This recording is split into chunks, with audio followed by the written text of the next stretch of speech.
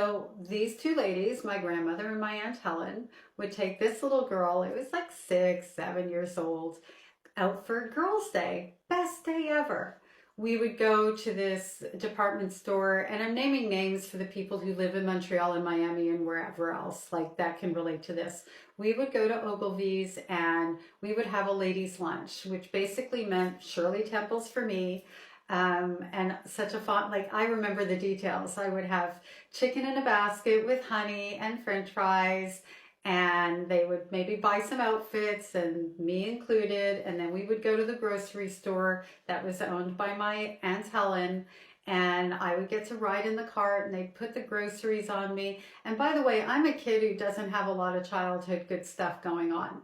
I'm a kid whose mother tried to unalive her by dropping her out of a two-story window, who was gone for a lot of the times. And thankfully, now that I know, it was good that she was gone, but it was also bad that she was gone because my grandmother was literally the devil, like wolf in sheep's clothing. Anyway, we would go to the grocery store and do that whole thing, the groceries on top of me, and I would just be ever so happy. And then they would spend an inordinate amount of time looking for whichever vehicle they came in because they were shattered, they were drunk.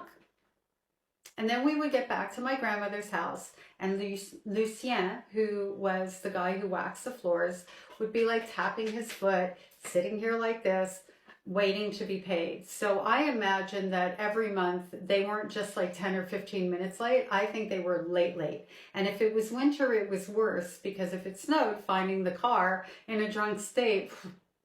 And I mean, we're talking about a parking lot. We're not talking about like 10 floors of a garage, right? Anyway, I love those memories. And